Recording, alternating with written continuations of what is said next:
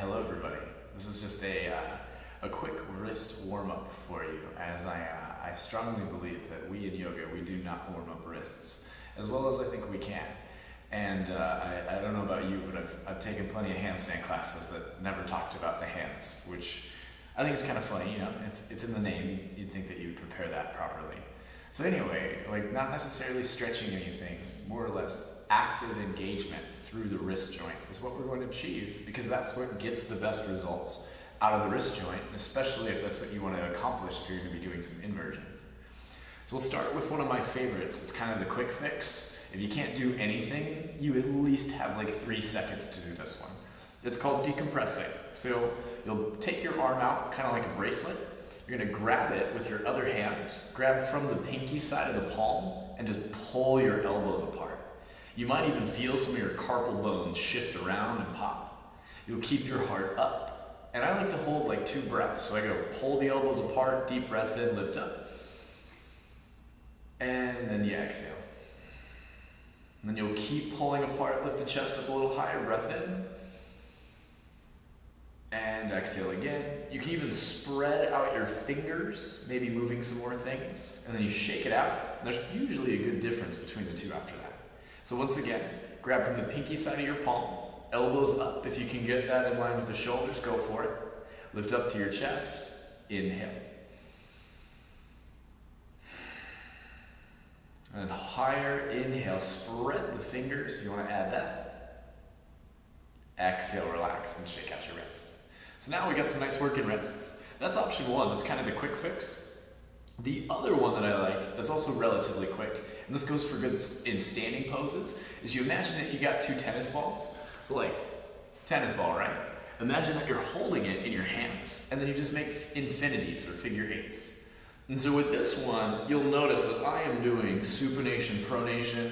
My forearms and my elbows are kind of like going around for the ride. But this is a great one, especially just in terms of grip strength.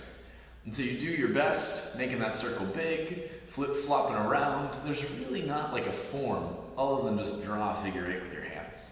And I especially like horse pose is a great one for this one. Then if you want, you can even switch. That, oh my God, see look, that never ends up looking as pretty as the first way.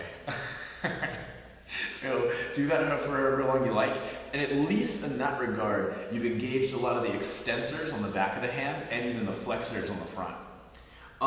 If you got the time, or if you're going to be doing like a handstand practice, or I mean any inversion really, this is what I love, and it's wrist cars. So with a wrist car, you take your other arm like a bracelet, but this hand is more or less just giving feedback for the rotation of your radius on your ulna. And so what you don't want is that to happen, but guess what? It's going to. So that's just something to work on. It's just a part of the journey. You'll take your arms just like a bracelet, and I like to start with extension. So we'll bring the fingers towards the floor and begin to deviate over to the pinky side. We're drawing a circle with tension, so I forgot the most important step. You take a deep breath in, then you pull your shoulders down. I'll squeeze my thighs a little bit so that everything in the rest of my body is very strong and tense, like 30% if you want to bring a number into it. Now I really begin. So fingers point to the floor. I'll begin to slowly deviate over to the pinky side. Then as I spin up, my fingers will point towards the sky. I'm trying not to bend my fingers. That's another thing that'll happen. You'll go out towards the thumb and then down towards the floor. And that one always... that one's always the toughest. Well, actually, when you reverse. So as soon as your fingers point to the floor, you radial deviate again to the thumb. Then you'll go up to the sky, and that is like where everybody spins a forearm. And then you'll go back out and down. I like to do 2 of those. So 2 of them can be really awesome. Keep the tension, expand the circle, fingers to the sky. Back out towards the thumb. Down to the floor, goodness. And then thumb, back up, back up, back up, trying to make that circle bigger. Bring it over, and extend again. And those are money. Like you shake out your wrists, and there is a huge difference, even after those last exercises. Those are gold standard for me. The other way that I like to do these is you can come into a lunge, And you can do it so that now your arm is pinned, and now you're much less likely to spin. You're a little more accountable. You can also do this with a block, with your forearm on a block, by the way. So anyway, you kind of come into a lunge, comfortable. Maybe should have cushioned my knee, but I think I'll be all right.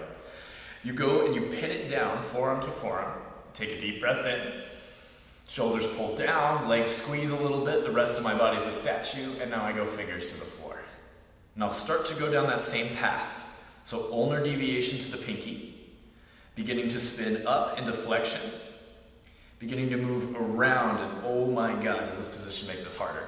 You go over to your thumb, and then back down to the floor. Now, I gotta reverse, and up. Oh man, that's always so tough.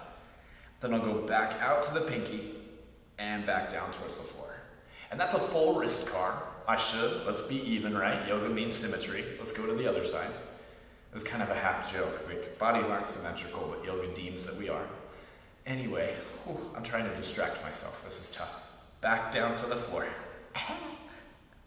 And wow, my forearm is about to spaz out. Back to the thumb, and up.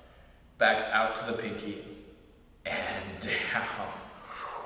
Whew, yeah, so this position, obviously harder than the other position. And you can even do these. Once you get a good handle on your forearms, you can do them to where you're able to do them at the same time. I think that that's like a brain challenge too, because it's tough keeping avoiding the pronation there. One of the last things that I like to do for wrists is more of like a body weight thing. And so especially if you're gonna be doing an inversion practice, this can be really helpful. In a tabletop pose, you do a little bit of rocking. So I'll start with the standard, and I'm gonna twist to the side so you can see me just a little better. I spread out my fingers, taking a firm contact with the floor. It might be hard to see, but I'm gonna try and tent up the middle part of my fingers. So my fingers lift up as I press my fingertips into the ground, but my palm is on the floor too. Now shoulders pull back, body becomes tense. I inhale and rock forward, bringing it into a little bit more wrist extension, just comfortable. And then active through the fingers, I exhale and I rock back. Now I'm trying to keep my core as one unit too, so I move in a straight line. Inhale forward and exhale back. Now I'll do that a couple times, but what's really cool is you can change up the range of motion. So I can now point my fingers out to the sides, or as I like to call it, the peacock hand.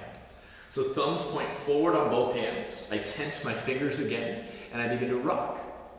Now I'm going a little bit into that radial deviation. And as I keep that tension and I rock straight back, I get a little bit of ulnar deviation.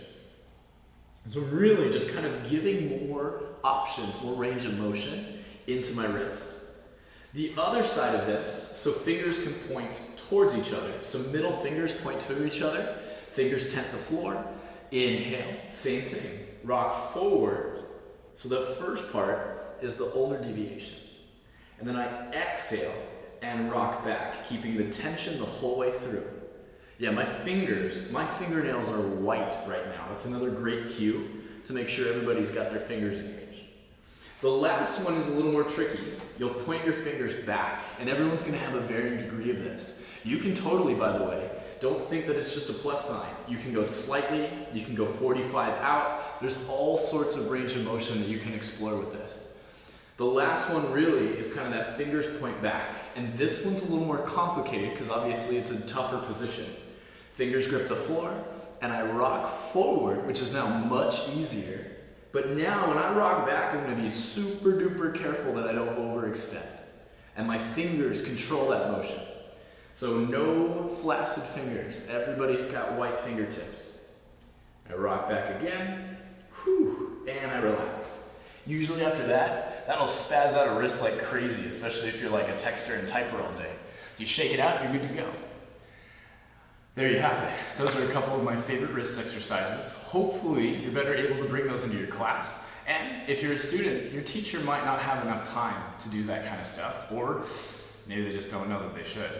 Anyway, you ultimately are accountable for yourself. So in the first 5 minutes of class, or maybe in your first tabletop, or maybe if you got to class early and you're just chilling on your mat for a little bit, warm up your wrists. Regardless, I think almost every form of yoga, aside from maybe restorative, can benefit from a little bit of wrist mobility in the beginning. And none of this stupid stuff either. This doesn't do anything. There's no tension. There's no core. Do it actively. Active range of motion. That's where you get results. Thank you guys for watching.